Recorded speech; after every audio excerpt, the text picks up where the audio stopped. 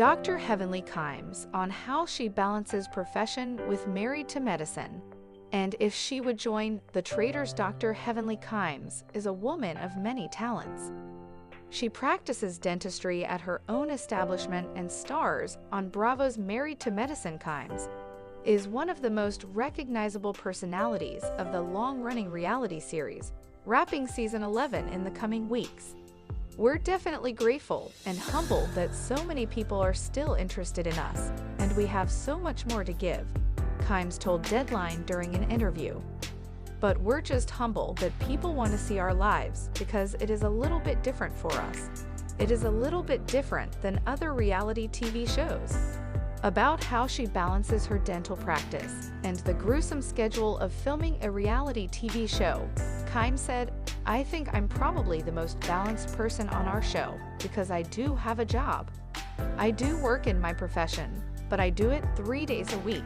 So the other 4 days of the week, I'm either spending time with my kids or doing something else." Bravo and Purveyors of Pop have been very good about working around our schedules, so it just all flows together, she added. But at the end of the day, it's about priorities. Since KIMES is one of the most outspoken personalities on Married to Medicine and can call people out without problem, many have suggested she join Peacock's The Traders, which she says she would be game for. "I've never watched the whole thing, but I've seen some clips, and it seems like a very interesting dynamic where they're bringing people from different places and playing a game," she told us. "I like to play games. I think I'm very good at games. I'm very smart. Phaedra is smart too, but not quite as smart as I am." She continued, "Everybody keeps asking me about The Traders. I don't know why. Even when I did my last thing at Bravo, they voted me most likely to win at Traders. I never really thought about it, but I'm down for any opportunity. I like to play games. If you want to start a campaign, let's do it." One of the most wholesome aspects of KIMES on Married to Medicine is her scenes with her daughter Alora KIMES. Earlier this year, Alora shared a video on social media with her Bravo mother, receiving positive reactions from fans. "I didn't realize how much we were alike until that video," KIMES said. "I was looking at it like, she does have mannerisms like me. I use slang and ebonics, but it's kind of become a habit. So I use words that she's actually picked up from me, and to me, it's hilarious, but we do have a great time together." Alora is one of the few people that is able to call KIMES out and not get flack on screen, with the Married to Medicine star saying, "She's like her mother." Yes, she is that way, and I appreciate that. I like straightforwardness. If somebody has a problem, I'd rather them say it. Let's talk about it however it comes out, and let's move forward. I just don't like people to get stuck, like some of my cast members are stuck. We have to learn to move forward. As far as her future on Married to Medicine, KIMES said, "I can see some more seasons. As long as they want me, I'ma be there. I think it's a great opportunity. I think I have so much more to give," she added. "My daughter's at a different peak in her life. We got some more seasons in us. I feel good. I look great. As an empty nester and my daughter moving back to Atlanta, I'm just excited about life right now." Married to Medicine Season 11, Episode 12 Recap. A finale for Phaedra Season 11 of Married to Medicine might have reached its low point last week when multiple fights broke out on an innocent little sandbar in Florida. Phaedra was fighting with her ex-husband, Dr. Heavenly was fighting with Gravity, and meanwhile, King was getting ready to put the pause on Dr. Gregory. It was a lot to take in, and for a certain Real Housewives of Atlanta star, this might have been the last hurrah with this group. In Married to Medicine Season 11, Episode 12 Calm After the Storm, the cast tried to process the sandbar blow-up. With the help of Dr. Mimi's therapy skills, they started to inch toward the conclusion that bringing all of these ex-husbands on a couple's trip was never a good idea. Meanwhile, Phaedra started to realize that maybe joining this show wasn't a good idea. Keep on reading for the full breakdown of this week's episode of M2M. What happened in Married to Medicine? Season 11, Episode 12. Episode 12 picked up right where we left off last week, with King ripping off his shirt and charging full speed at Dr. Gregory. The chaos forced a few couples to flee Key West.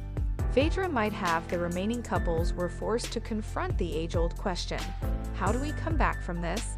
King and Dr. G nearly come to blows. We've all been waiting for this King and Dr. Gregory fight since the Married to Medicine Season 11 trailer dropped.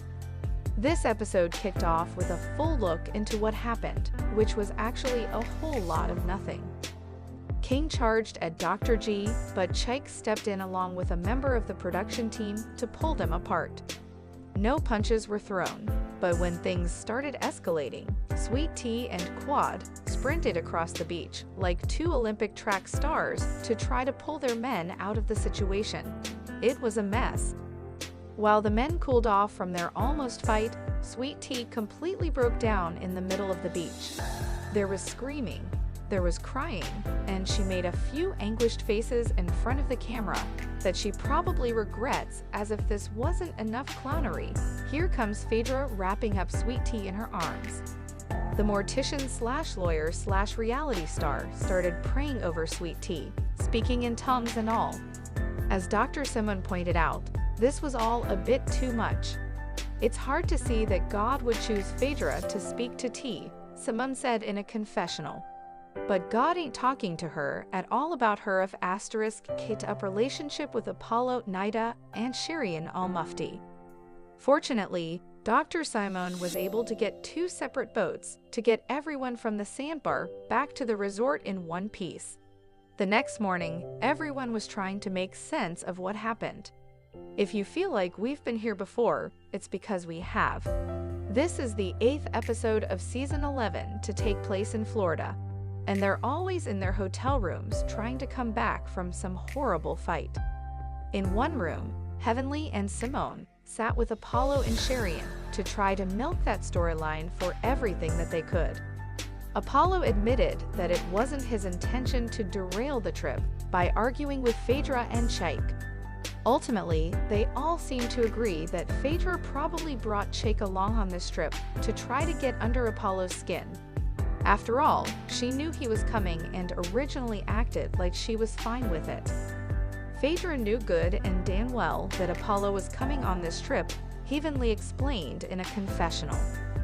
Phaedra knew that Chike was Apollo's friend, and yes, I do think Phaedra did this to play in Apollo's face, Heavenly declared right before absolving herself from any responsibility. Either way, Apollo admitted that it was all water under the bridge for him and Chike. After the blow-up at the sandbar, Apollo said that Chike him up to go to the strip club. No hard feelings there. Phaedra called up the PJ and got out of Dodge, although Apollo and Shirian decided to leave Key West and spend some time away from the cameras in Miami. Phaedra still didn't want anything to do with this trip. The day after the sandbar incident, she was in her room packing up her belongings, ready to get the hell away from the world of M2M. Dr. Jackie dropped by and tried to bring her signature level-headedness to the situation. She tried to convince Phaedra to stay on the trip and try to communicate with the group to see how to move forward. However, Phaedra wasn't interested at all. She could hardly look up from packing her bags. Some people can be played with, but I'm not one of them, the RHOA alum said. I don't play with these types of mean girls, so yeah, I'm gone. With that, Phaedra grabbed her bags, put Chike on his leash, and the two boarded a plane back to Atlanta. It didn't feel like a dignified exit for such an established reality star. But in a confessional, Phaedra made it clear that her issues were with the group. This wasn't just about Apollo. This group does not allow anyone new to survive. Anybody new that comes in, they treat them poorly, Phaedra claimed. I think these ladies are just stuck in their little 4-ring circus.